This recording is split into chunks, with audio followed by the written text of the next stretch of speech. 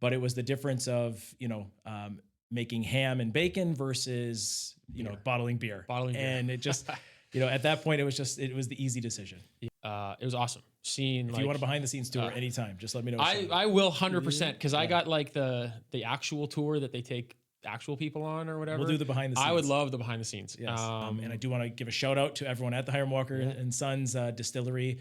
They are a fantastic team. They have embraced me and my leadership and have allowed me to come in and be successful, which is in return made the site more successful. So, that I can't speak enough of.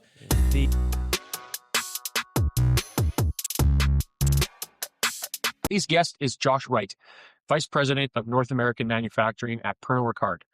Josh leads one of the largest beverage manufacturing operations in North America, Pernod Ricard, overseeing distilling, blending, barreling, bottling, and logistics across major regional sites. With more than a decade of leadership experience at companies like Diageo, Miller Coors, and Hormel Foods, he has built a reputation for operational excellence, lean manufacturing, and driving high-performance teams. Known for his risk-based thinking, strong communication, and ability to challenge systems while building cohesive, focused teams, Josh is passionate about safety, culture, manufacturing excellence, and delivering iconic brands at scale. All right, everybody, welcome back to another episode of Cracking the Success Vault here with Spectre Group. Today we are joined by Josh Reit. You were the site director, I believe, at Hiram Walker. Yes. Here in Windsor. And now what is your role? Because I know you moved on and now you're actually spending a lot of time in New York City. Yeah, so as of January 1st, I took on the VP of Manufacturing for North America. So that role essentially just expanded kind of my remit, if you will, from Canada to Canada and the US. Right. And you mentioned you are now looking over 12? 8. Right now it's 8 sites. 8 sites. Yes. 8 sites. And so give me a little bit of history. I mean, we're going to talk about a lot of different things. We talked a little bit about you moving to Australia. We talked a little bit about some of the things that you, the intentional, doing things with intention. We talked a lot about that when we met on Teams there a couple weeks ago. But give the audience a little bit of a backstory about yourself, where you came from, where you were raised, and then we're going to dive into a lot of business conversation stuff. Yeah. Well, first of all, I want to say thank you for the invite. I really am excited to be here. I'm excited about this conversation. And this is, the first time for me to have a conversation like this. So yes. Thank you for the invite. I beat Dave Haas. Yes. Sorry, Dave. I win. No, I'm excited to get into it. And, to answer your question, I truly think every person is a product of their environment. And for me, what many people probably don't know is I grew up in a very small town. So I come from, it's actually not even a town, it's a village. I come from the village of Boyd, Wisconsin. And I could not be more proud to come from that area. When you grow up in a village of Boyd, and there's about 500 people in this village, you really immediately early on start to just kind of understand the culture there. The culture is, respecting hard work, drive, honesty, integrity. And, when someone needs help, you go give them help because you're going to need help someday. And if someone needs to talk to you, you listen because you're going to need someone to listen to you someday. And I think that's truly the values that I have today is because of that upbringing. Neat. Right. Yeah. I love everything you say about that because those are things that you are right. If you grow up in, a big giant city like New York City, like there's always somebody that you can talk to. There's always things, and you're always going to meet new people that don't know you. And so things like, the hard work or, honesty, integrity, there's going to be lots of people where you could do something wrong and not everybody's going to find out because the city's just too big. But when you come from a small town like that, I mean, I was very similar. I actually grew up in Lacombe. I tell everybody Red Deer, but Alberta, but I was actually Lacombe. And there was like maybe 5,000 people or something like that. So it was like very similar. Everybody knew everybody. Everybody knew everybody's friends. Yeah, just 10 times the size of Boyd. Just 10 times the size of Boyd, which is crazy because my town was pretty small. Yeah. So, so you grew up in Boyd, and where did you go to school? And let's talk a little bit about that. So my first year in university, I started in education. I thought, I want to be a public school teacher. I really did think that was where I wanted to be. And I actually stumbled into a degree that was packaging, which had a mechanical engineering with emphasis in packaging and a minor in quality management. And I didn't realize it at the time, but I was really setting myself up for an operations management leader, right? And I found that, really being able to make things that you could see on the shelf and work with people was where I wanted to be and what I wanted to do. Yeah, and when we talked on the Teams call, and I mean, I'm not sort of ashamed to say it, and I don't think you are either. Where I always thought maybe I would go and do something else, or with my career, and you were teaching, and then you look around at the people that are teaching, and they're great people, but when you look at like, well, what do I want my life to look like? Like I wanted to either make more money or have more vacation time or more control of time or whatever. For me, it was my parents. I seen them, just day to day grind all the time, paycheck to paycheck. Yeah, we had money and we saved money. There was never really a hard time with putting food on the table. But I look at it, I'm just like, man, like, no, they're not traveling the world. They're not seeing lots of different things. Maybe it's because they have 3 kids that are crazy expensive. And I was just like, I want to do something different with my life, right? And I never really thought that I'd get into financial services. It just kind of fell on my lap, which is kind of how things kind of went with you, right? So thought about teaching, moved on to something else, got a different degree, and then the first sort of job, if I'm correct, was with Miller. Yeah. So actually, you're exactly right. Right. You start to look at, okay, where is my lifestyle today? I was super fortunate when I was in university. I actually had the ability to work for an electrical contractor, and I started looking at, what would my lifestyle look like as working as an electrician versus working as a public school teacher, and that's what drove me into, probably the mechanical side and packaging. While at university, they had a co-op program, and this is why today I'm a huge believer in the co-op program. We actually have one at Hiram Walker and Sons. It's amazing. If anyone's listening from the University of Windsor, check it out. But I had the opportunity to co-op at Miller Brewing, which was an immediate kind of, okay, well, this is what industry looks like. Also, it was beer business, so it was really fun. And then I did a second co-op at Hormel Foods in Minnesota, and I got to experience both sides. Yeah, and when you were there, so you went from there to Hormel Foods, and then from there, where did you end up afterwards? So I actually started at Hormel Foods right out of university. They offered me a job before I graduated, and back then, if a job was a job, so go. But I was only at Hormel for about a year, and then Miller Brewing had made a call saying that they had an opening and they would like to bring me back. And nothing against Hormel, amazing company, but it was the difference of making ham and bacon versus bottling beer. And it just at that point it was the easy decision. Yeah, I mean, there's got to be something fun to know, like you're the person like bottling, putting it together, packaging it to ship it to everybody that enjoys beer. Such a fun industry, really, truly, such a fun industry. And whether it was Miller, which I spent about 4 years there, then I went to Diageo, and I was at Diageo 10 years before coming to Hiram Walker and Sons, which I've been there for 2. It didn't matter the organization. The organization is really all 3 of them are about making sure that people have an occasion to come together and celebrate. Right. Which you're a part of that. Yeah. And if I remember correctly, the story is like you got pulled back to Miller, and then there was one person who like pulled you back that kind of like coached you through the first few years being there, that saw that you were putting in the extra time, that you were putting in the extra effort to learn. And then when that person moved on, they actually called you back and kind of poached you to a different company. Yeah. So, I mean, what I would say is in each step of that, in each step of my career, I've always really leaned on a mentor. And, when I went to Miller, one of the leaders in the organization early on, we had a connection and we developed kind of a mentor-mentee relationship who coached me. And back then, actually, it's funny to think about it now.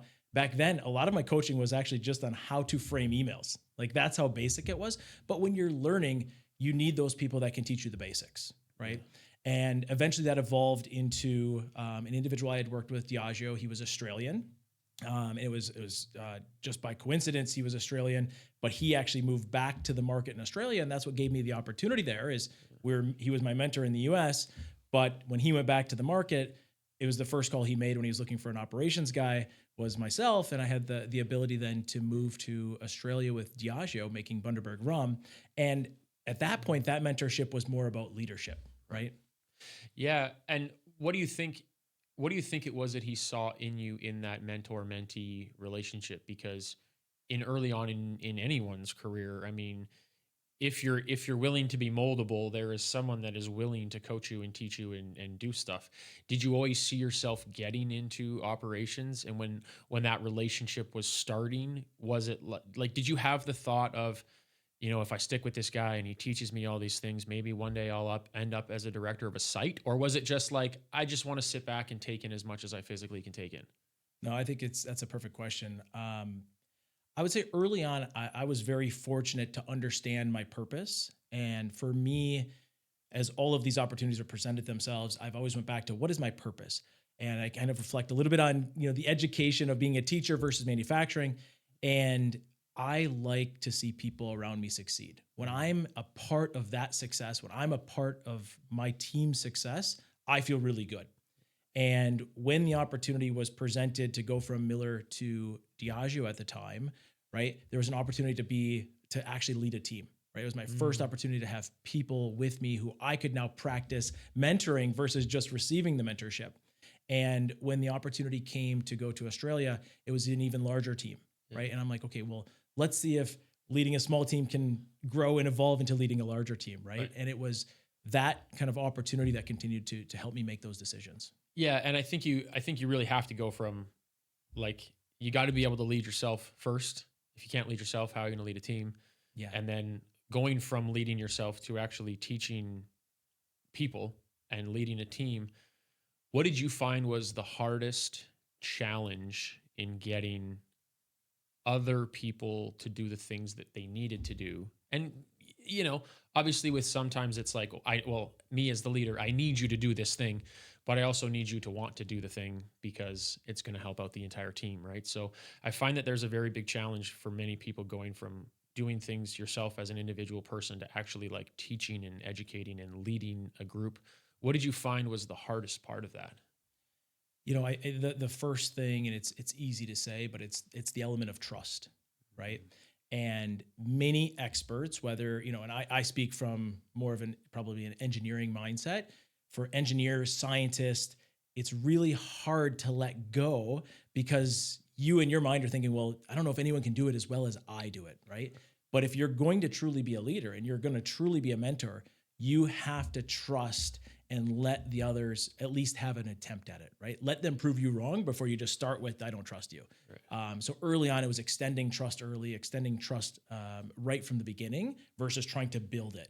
And it's a really hard habit to get into, but it's something that's made me more successful in just saying, okay, if we get expectations clear and we can paint the vision together, I then have to trust you to deliver. Right. And so then was the same lesson, maybe the exact same going from a small team to then going to Australia to a bigger team? Or was it, okay, now I actually know how to give trust to people and let go a little bit. So, and these guys are now more of a senior management role. I'm not managing people on the line or anything like that. I'm now managing other directors or something. Was it the exact same feeling when you went to Australia, or was there a different challenge in leading an even bigger team?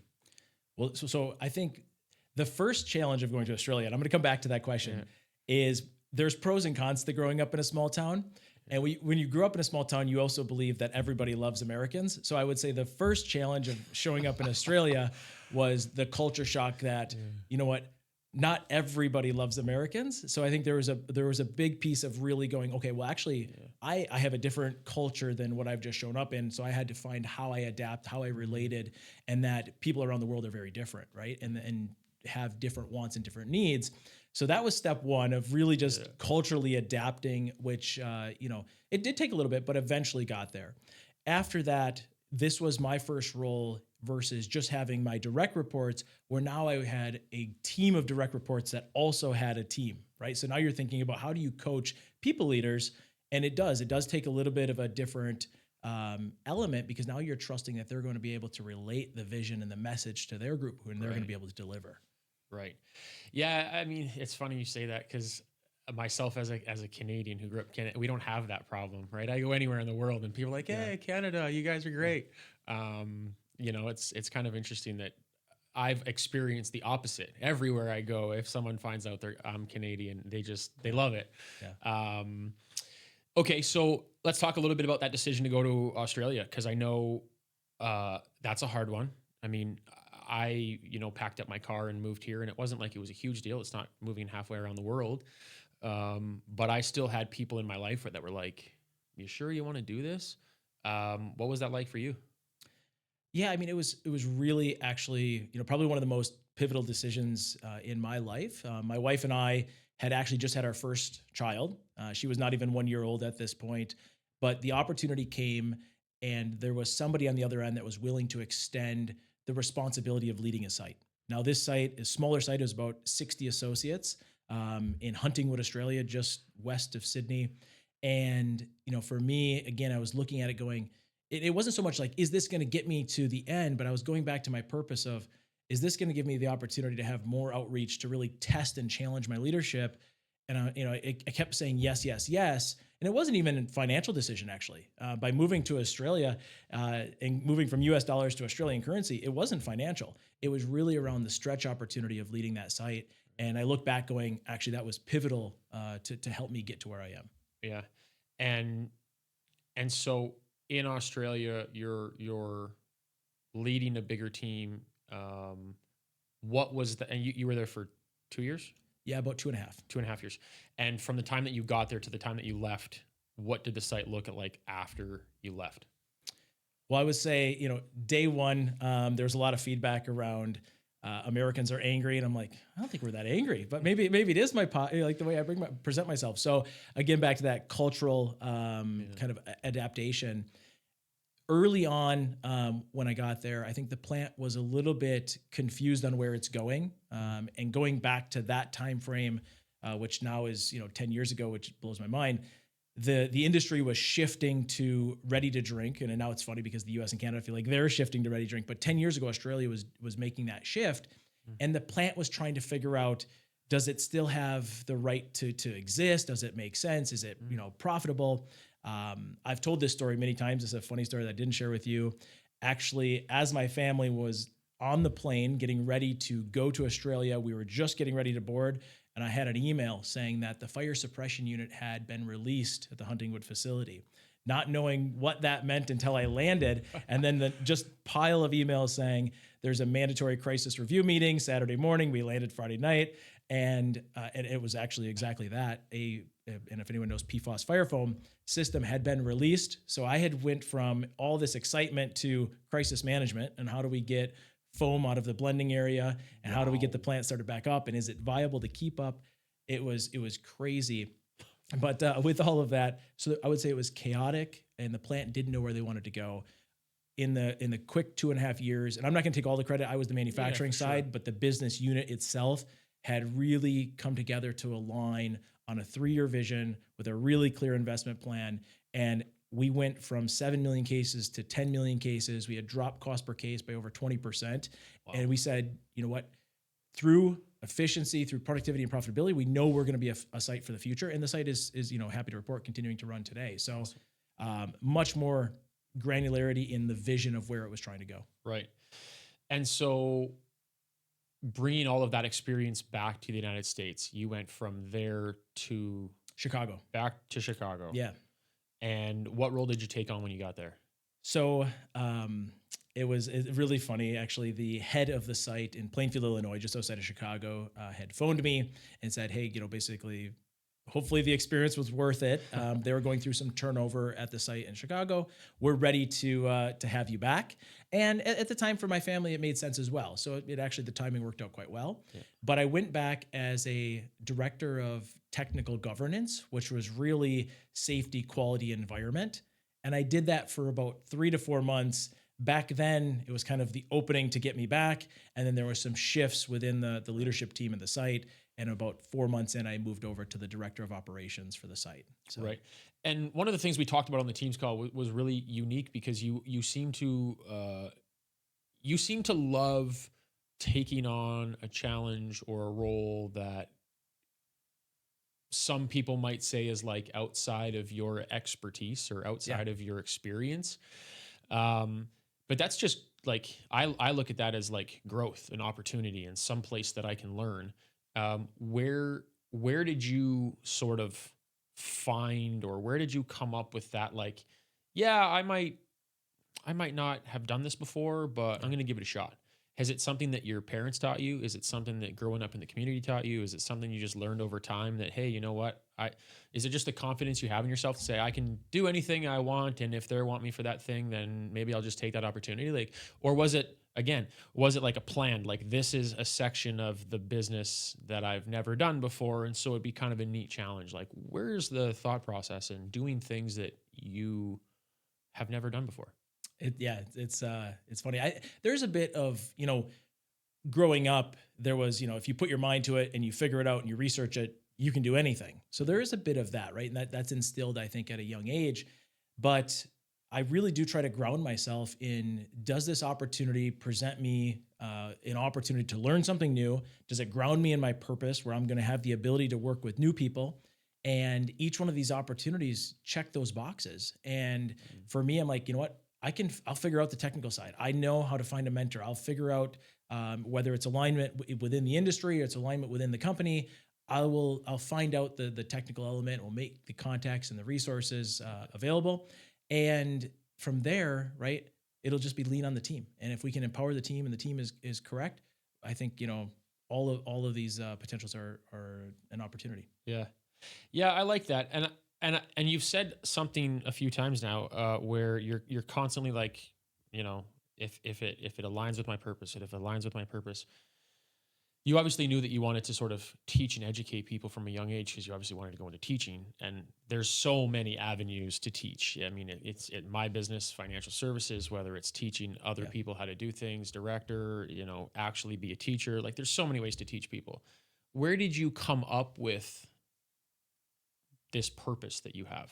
And like, was it something you always had? Is it something you just knew you always wanted to do? Or has it, like, this purpose just like developed over time? Yeah, I think it's always been there. I would say I actually worked with a mentor, David Smith. He was the market director in Australia. And when I say, yes, I do think we clarified the vision on the manufacturing side. Really, the market director helped in a lot of the clarity from a total business aspect back in Australia. And he used to ask me on a weekly basis, what gets you out of bed in the morning? And I would say, I don't know. I'd really think about it. And he goes, no, if you don't know why you're getting out of bed in the morning and why you have the energy you have, then you're not connect with your purpose. Like, figure it out. And again, I know I repeat myself a little bit here, but when you find those mentors that push you to really understand yourself, really understand your style, what works for you, what does excite you in life, I think that's what then propels you to take on those new opportunities, those new challenges, and then hopefully pass that on, right, to kind of the future evolving leaders that we have. Yeah. And I think a lot of people need to have that, because there are a lot of people in the world that just don't know why they're doing what they're doing. I find a lot of people just go and they get a job because it has a paycheck, but it doesn't excite them, and there's so many different opportunities and roles out there that if people just sat down and took a few minutes to say, what is it? Like, what do I want to do? They could probably make the same living or a better living and actually like enjoy life on a daily basis.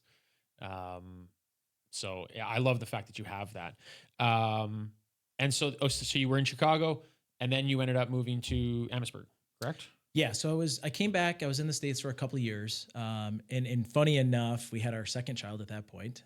So both kids were born in the States, have lived almost no time in the States. But yeah, so at that time, the Crown Royal facility in Amherstburg was going through some change, had the opportunity in 2021, which is crazy to believe that we've been in Canada for 5 years, and both kids absolutely love it. My wife love it here. So we moved here in 2021 and started down in Amherstburg. Yeah. And you went to you became the actual site director. Yep. In there. Yep. And was the goal, and we kind of talked a little bit about this, but I forget, was the goal always to move up into a site director at a different facility or a bigger facility, or to actually take on like a North American type operation like you have the opportunity now?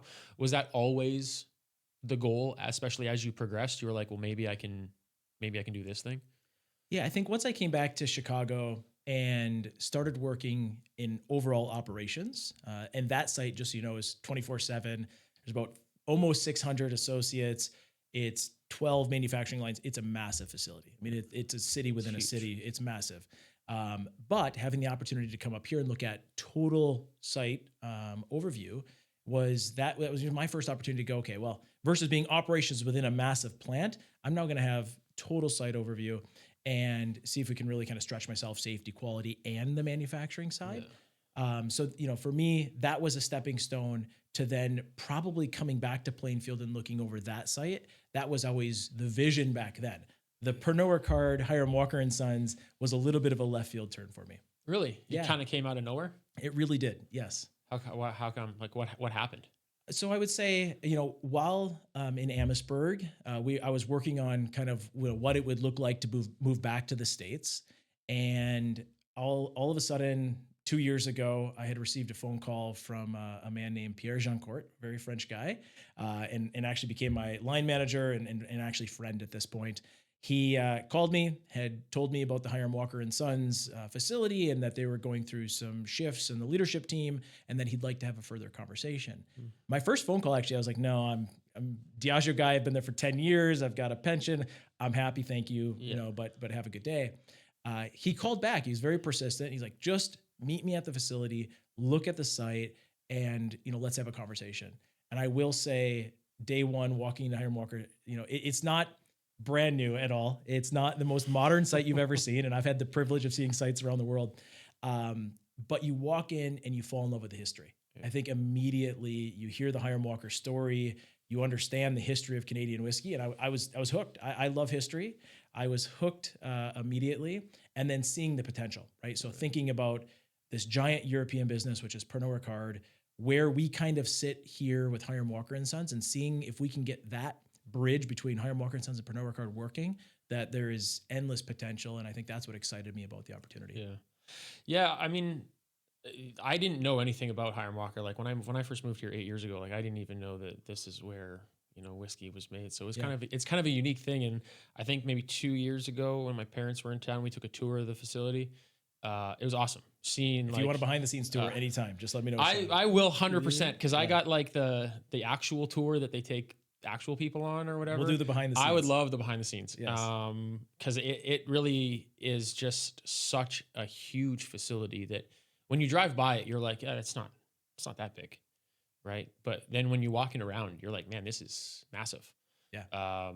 And every time my wife talks about like what's going on in the bottling hall and stuff like that, like I'm just like, man, like I don't even understand. And she's like, well, these are the machines that we pull, and she'll pull up like a YouTube, and I'm like, I've never, coming from Alberta, I've never been like a manufacturing person. Yeah. I've never walked around a manufacturing facility.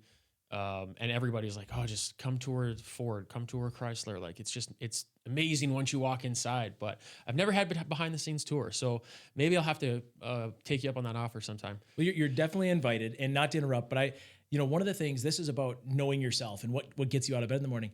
If you were a transport guy, you would be amazed by the 15 trucks of corn or the 20 trucks of finished goods that are coming out at the end. And you're like, oh my God, the logistics side of it. Or if you're a process engineer and looking at the extraction column, it's 60 foot tall and it's fully automated with only a couple of people running it. You could easily be amazed by that. What I will say, the one thing that amazes me is actually the people. And what actually in a recent example last weekend, I had an individual, his name was Kofi Adu from Ghana, and he was a manufacturing excellence technician. He had asked me to be his mentor while he was still in Ghana. Actually had worked on some opportunities. He came to Canada. He was a operations supervisor, and just recently actually took a job with Diageo as an operations manager back in Plainfield. And he had texted me this last weekend, a week ago, going, hey Josh, I've landed in Plainfield. Thank you for everything you've done. And I can't wait to start my role on Monday. And I was like, it's not the process, it's not the trucks, it's not the grain or that's all great stuff. It's when you get that type of feedback that you were able to make someone's life better, right? Yeah. That's what makes me get out of bed in the morning. That's what excites me about coming to work. Those are the types of things that make me take on those new opportunities. Yeah. Yeah, I can 100% get behind that, man. I feel the same way about my job, like financial services. Like it's not setting up new accounts. It's not, putting life insurance in place or anything like that. It's like seeing somebody come to me like a couple of years later and be like, we just bought our first house. Thank you so much for the guidance. Like that's the stuff that gets you really excited because I know what the end result will be if a person just follows a plan, right? But most people just need some guidance Yeah. along the plan and to keep them on the path. But that's I'm 100% in agreement with you. It's all about the people.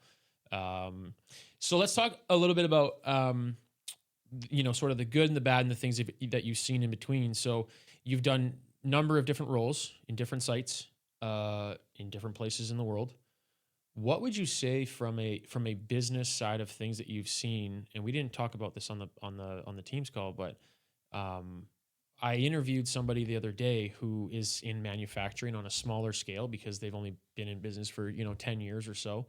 What are some of the things that, as a person who's gone through many roles and is now managing not just one site, but 8 sites, that you could give to people who are running businesses that might be 10, 15, 20 years into their business and are finding some challenges, whether it's cost, whether it's quality, what would you say would be like 2 or 3 things that maybe they could look at to try to make their business better from the experience that you have in all these different roles you've had?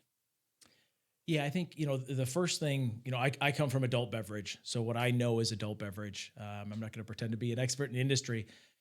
It's so easy sometimes to get lost in the idea that it's all about efficiency and it's all because of manufacturing, right? So it's all about efficiency. It's all about cost reduction. And at the end of the day, the customers, the consumers, when they buy JP Weisers, they're not like, wow, they must have ran this at 60% on the line. They want a consistent, reliable product that is the same tasting with the same high quality every single time, that looks the exact same way, and they trust the product, right? So I think it's remembering what got us to where we are, which is quality, right? And if you took the tour and you go through and you learn from day one, Hiram Walker said, I am going to make the highest quality product that I can possibly make, right? He's the first guy to stamp his barrels because he wanted to make sure his barrels were right, separate from everyone else's. And I think that's the first piece, is know what you're selling. We sell quality beverages. That's what we do. So we have to deliver to market quality beverages. Once we do that, well, now, of course, we're going to work on the back end for efficiencies, and we're going to make sure we try and drive costs out of the business, because that's how we remain sustainable in industry. The second piece I would say is, early on, I think it's easy to be fearful of some of the opportunities that maybe present themselves. It may spread you too thin. It may spread the business too thin. I think, in my industry, they're larger corporations. I think the politics can be a little bit scary, but if you know who you are and you kind of know your core values, your core beliefs, I think take the opportunities, continue to push for what you think is right, and push through all of that. I mean, those are barriers, those are roadblocks. Find a way to push through and know what you're selling. Right. Yeah. And you're just going to learn along the way, right? Like I always tell people, like, you only know what you know and you don't know what you don't know. So like you have to step outside of yourself and go, okay, I don't know this. Maybe I need some guidance. Maybe I need some leadership. I just need to figure it out because I can't learn everything all at once. And unfortunately, the best way to learn is sometimes to fail. And you need to try to make the failures a little smaller so that they don't, bankrupt the company or do whatever. But at the same time, you also have to take that educated risk to say, are we ready for this? Are we not ready for this? I don't know. I guess we're going to have to find out, right? Because this isn't the right opportunity for us and we got to go with it, right? So let's talk a little bit. We talked on the podcast, on the Teams call that we had. What would you say would be 2 or 3 things that have gotten you to where you are today? I know the one thing that you said that I loved the most was like making decisions with intention. And it seems like your entire career over the last, basically 20 years has been like, I'm doing this thing. Would there be anything else that besides those things that you would like really put, really put a big weight in? Yeah, I think, we've said it a million times. So understand what you're working for, why you're getting out of bed in the morning, what, keeps you ticking. You need to make decisions. And to your point, they need to be intentional, right? You need to know, I'm making this for this reason. And if you're being true to yourself and core to your values, you're going to make the right decision. You will. The other piece is probably knowing that sometimes it does actually take a little bit of time. One of the things that I'm finding right now in some of the different conversations I have with some of the new associates that are joining the workforce and want to come in and be in management and be in leadership is this idea of instant gratification, right? And you can do it with whether you're on Amazon or whether you're looking for a date and you swipe right. Like it's so everything you can do really, really fast. Finding job satisfaction, finding job satisfaction, finding a job and a career that you love and understand kind of where you're going, that takes time.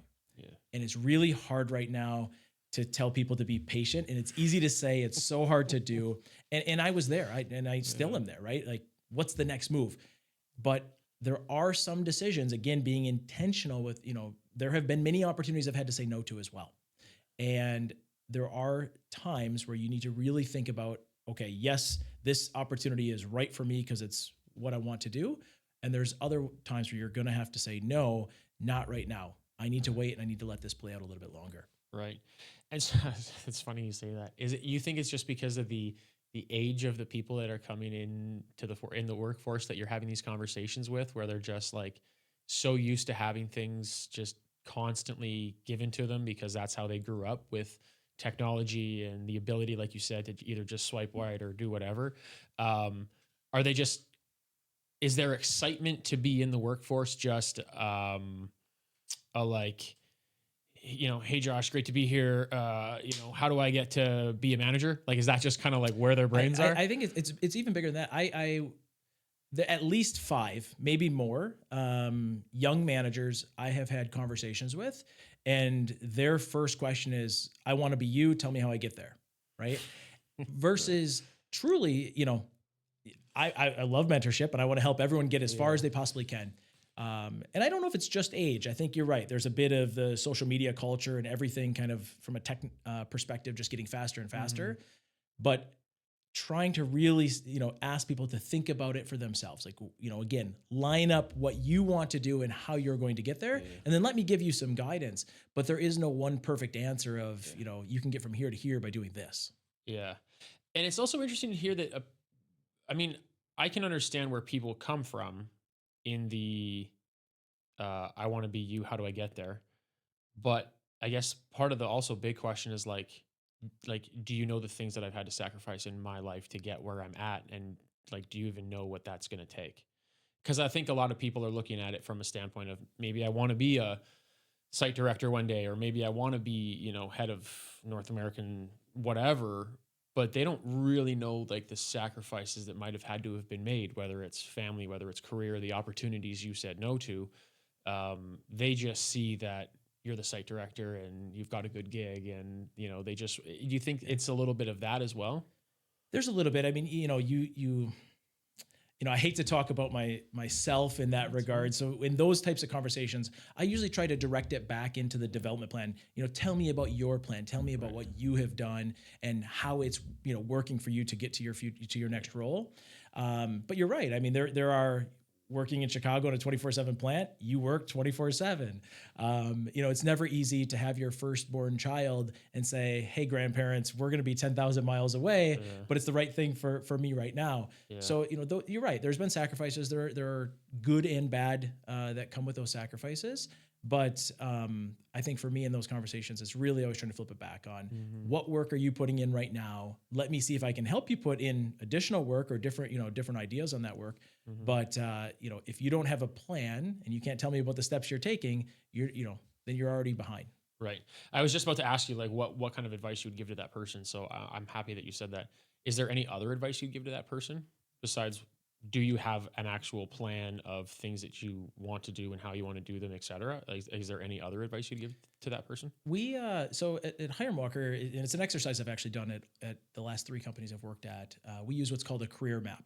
And you essentially kind of dot out where you've been, and then you put a couple of dots to the right of the page of where you want to go. And even by just having an idea, right? Again, this might not be perfect, but by saying, hey, I want to be the head of manufacturing, or I want to be the manager, or I want to go to maintenance, at least you're giving yourself a path, something that you're looking forward to. And sometimes the map is perfect and you follow it, but a lot of times it's not. And a lot of times you land somewhere around it, but you're giving yourself some guidance and direction. And then if you look at that career map, you then should line up your development themes and your actions for yourself, which are more important than your goals for the business of, okay, for myself, these are my personal goals, right? This year, I'm going to learn about courageous conversations or public speaking or delivering or decision making with intent or courageous critical thinking, right? So these are all different things that I think you need to align for yourself and then start to pick away at. Right. Yeah. I mean, you're basically talking about like goal setting, right? Like it's hard for me in sales to think about that because for sales people like myself, it's really just like, how much money do I want to make? And, how many people do I got to talk to do that? And you can reverse engineer anything. In the corporate world, I feel like that would just be so difficult to do because it's not just well, I'll just go work really hard. Yeah. For me or for my family or for my team or whatever. In the corporate world, it's a little bit more challenging because there are some politics, there are some admin stuff, there are other people that you have to work with. Which brings me to the thing that I love talking about is networking with people. We talked about every time you've taken a new role, you've always reached out to a bunch of people to be like, I'm in this new role and, I just want to connect and meet with you and have some conversations. Do you think that networking with those people and those different roles have really helped you grow, obviously, within the organizations that you've grown in? 100%. I think it's probably the most important thing. I think, yes, you have to get your professional goals right for the business. You have to get your personal goals right for yourself. And maybe that is one of the goals, right, is to work on my network. And there is an exercise where you map out your network and understand who are your key influencers or advocates. And I would say you're spot on. Immediately, in every role that I've had, I've reached out to people and no one has ever said, no, I don't want to talk to you. I've never seen that. I've never experienced that. Maybe there are different businesses. Maybe it's just adult beverage. They're nice people. But every time I've reached out, internal, external, I can think of, the Chamber of Commerce here in Windsor, right? And I thought when I first came here, I'm like, God, I'm not as connected with the local industry as I need to be. And I reached out to Ryan and he immediately took me in, right? And we've now started that relationship. The same thing with the city, with the mayor, the same thing with all of my colleagues in Europe for Pernod Ricard. Mm-hmm. And then you have your internal to Hiram Walker & Sons, right? Yeah. You have your core that you need to continue to have that network with. So I think it's really important to understand who is your network and is it working for you? Do you know the key influencers for yourself? Do you know, who's advocating for you outside of yourself? It's really important. Yeah. And so how are you having those conversations? I'm assuming the conversations are not going like let's say I'm someone you're connecting with. The conversation is not like, hey, Sean, it's Josh. I just took over this role and I really want to see how I can like move up the ladder. It's like, I'm assuming the conversation is a lot more like, my name's Josh, we've never met before. I just took on this new role, wanting to have a conversation about what you do and how things work. Like, how does that conversation how do you start that conversation? I think the first and easy approach is always just say, hey, I want to know more about what you do. Like what do you do for the organization? How does it work? That's the easy first step. So, that always kind of just opens the door. And then from there, I think it's starting to agree and align on, well, maybe we should work closer together, or maybe we should share ideas. Most recently, there is an individual that I met in Paris, and she is the head of quality systems. Now, I have almost no interface with, of course, my team interfaces with quality systems, but personally, I have no interest or need to probably connect with her. But she has a very different way of seeing the world, very different. And, I heard you mention Dave Haas at the beginning of this, and I'm going to call him out, right? He has a very different way of thinking than I do, right? So in my personal network, I actually do share, different ideas with Dave because he thinks very differently than me. And for me, that's how I think I've always looked at those different networking relationships of, okay, yes, get to know you, understand what, value you bring to the organization and how we would interface. But at the same time, does this provide value back to me that, I'm going to learn something different or I'm going to understand a different way of thinking maybe? Yeah.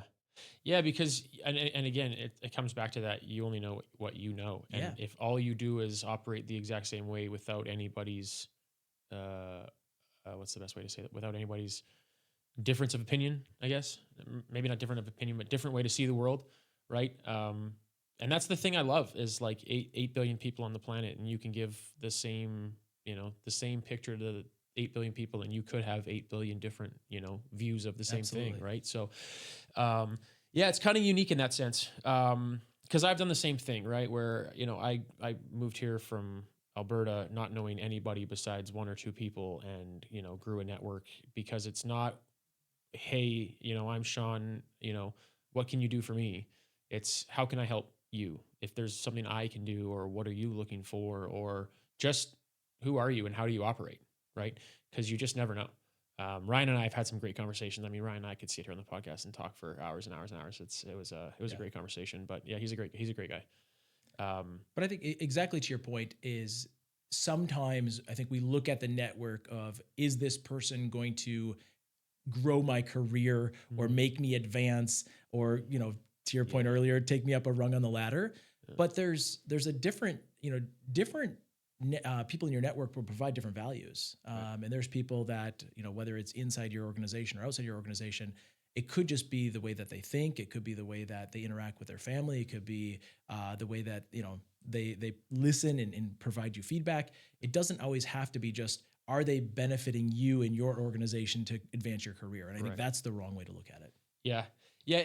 It can't always be transactional, right? It, 100%. it has to be, like you say, it has to be intentional. There has to be a purpose, but that purpose doesn't have to be a transaction. You help me, I help you. It can just be a connection. Like that's all it can be sometimes, Yeah. right? So uh, I did ask you before. I think you had one or two things, but if you had to change anything about the last 20 years, what do you think would be some maybe decisions you change, or some things you might do differently if you could go back? Yeah, I mean that's probably one of the most difficult Yeah. questions, right? And I try to make decisions only for the right reasons, but when you look back, there definitely were times, in different roles and operations, you have to make decisions fast, and there's definitely several decisions where you come back and you look at the people that were either affected by those decisions, where you're like, okay, maybe we should have taken a second and done something different. Right. There's definitely several examples. In Chicago, we made some shifts within the maintenance team, and I go back and go, okay, probably should have slowed down, spent more time with those people, and really understood that, Mm-hmm. versus making the decision, moving on, Yeah. making the decision, moving on. And I think that's something that we always struggle as leaders with, that balance of making sure that we're staying grounded, and that everyone is, everyone here, whether or not you're a janitor or you're an operator or Yeah. you're a manager, it doesn't matter. We're people, right? The title is the title. Everyone is a person, and everyone has, family and friends and their own personal Yeah. values at home. That, that's what I think I always try to ground myself in, slowing down and remembering. Yeah. It's hard though, I think, because as a leader, especially someone who the company relies on heavily to make significant decisions, you have to make important decisions, and the slower that you make those decisions, the worse a situation could get. And you don't have just all the time in the world to just uncover everything without like business still moves along, Yeah. right? So how would you say, if you could go back and do some things differently, like how would you balance needing to make a decision but also needing information, I guess. I think, as a leader, you have to remember you're just a leader. Yeah. The team around you is actually what's going to make you successful. So as I go back, and we talk about it a lot here on in this role, is you have to lead with the why. So if you can make sure you're explicitly clear in why the decision is being made, so your team understands it, then trust that they're going to do the same, right? And if you can really get as good or as bad as the decision is, if you can get the why we've made the decision to the to every single person that needs to know, Mm-hmm. the quicker and easier that decision is then taken and adapted and implemented. Right. And when you say that, like, obviously not everybody's going to agree with why you're making a decision. Yeah. But at the same time, you know, their roles are to do the thing that they're supposed to be doing within the organization. And, you know, it's a leader's job to really make some hard decisions sometimes, right? It is. I mean, you know, that does come with the role. I think, you know, at the same time, yes, that's the position that you hold, and you know, you have a responsibility for the organization to make sure you're making the most appropriate decision. But what you can do on the back end is continue to make sure that the information is shared. And what I have found is when you can share the information and be transparent with, here's how we're doing, and this is why we've made the decision, good or bad, and you explain that, you will get more, you will get better reception on the back end for sure. More buy-in. Yeah.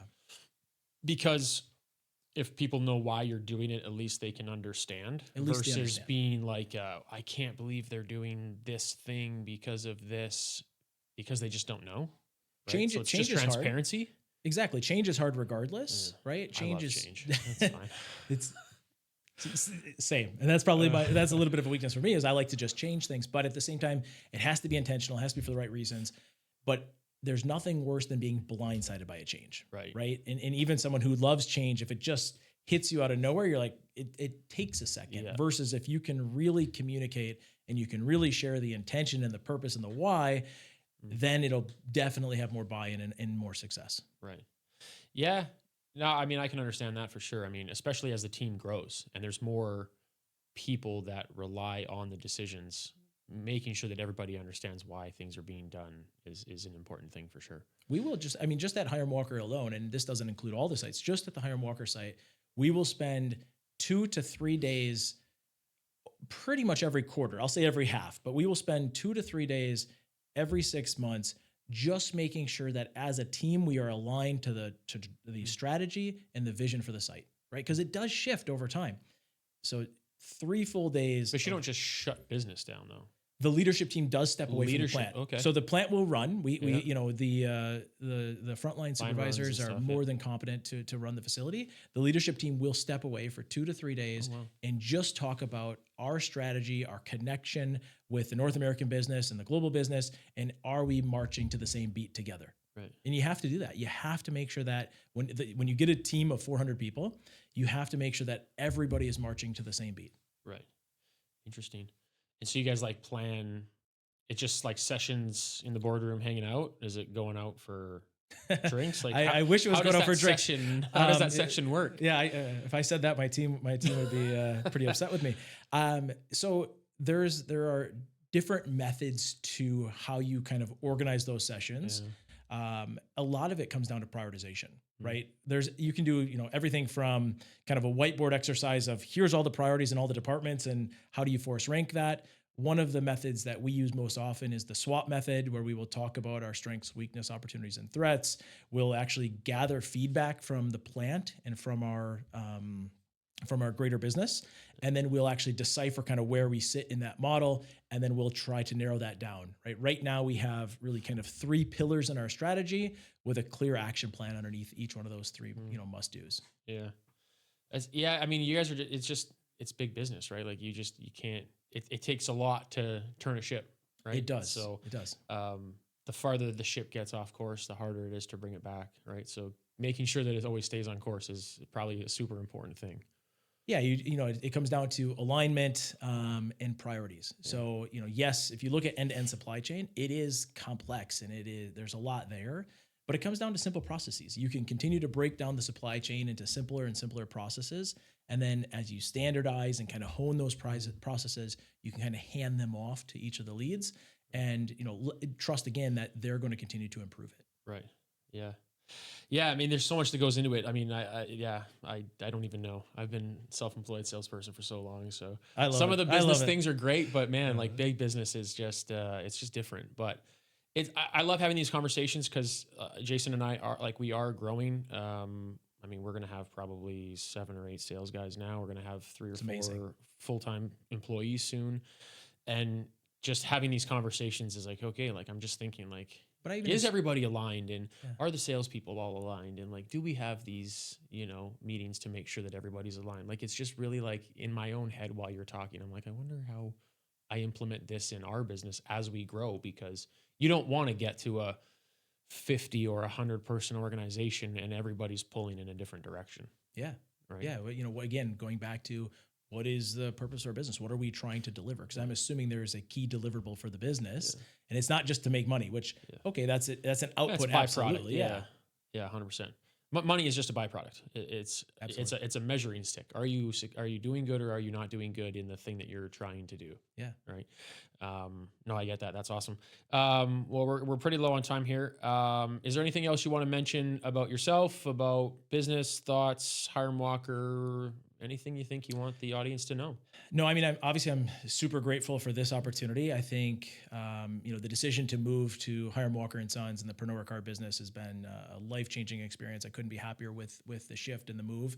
And I do want to give a shout out to everyone at the Hiram Walker and Sons distillery. They are a fantastic team. They have embraced me and my leadership and have allowed me to come in and be successful, which is in return made the site more successful. So, that I can't speak enough of. The kind of the last thought I would, again, easy to say, hard to do, is just remember that it does take time for job satisfaction, right? We talked about that instant gratification, but when it comes to job satisfaction, everyone kind of looks at, the summit and says, that's where I need to be. That's where I want to be. But step back, think about what steps are you going to take to get there. It takes time to fall in love with an organization. It takes time to build a career, and then be intentional with your decision-making. Yeah, no, I love it. Those are all great points for a lot of people need to take them on and learn and realize that it's not, 6 months into something, you're not going to be, head in the clouds. Yeah. It's going to take some time. We end every episode of the podcast with one final question, which is, what does success mean to you? And I did not prepare you for this one. So you did not prepare me. So I'm cold. For me, success for me is making sure that you leave a team better than you found it. And if I can come in, work with a group of individuals, hopefully teach them one or two things, and they are a better group of individuals when I leave, then I was successful. Yeah. I 100% can get behind that. It doesn't have to be a big legacy, but leaving any place better than when you found it or when you started is a huge success. I would 100% agree with that. That's it. Josh, thank you very much for taking the time out of your day to chat with us here on the podcast. Of course. That's it for another episode of Cracking the Success Vault here with Spectre Group. As always, you can listen to us anywhere you guys listen to your podcasts, whether it's Spotify, whether it's Apple Music, YouTube. Until next time, we're going to be here, and you know where to find us.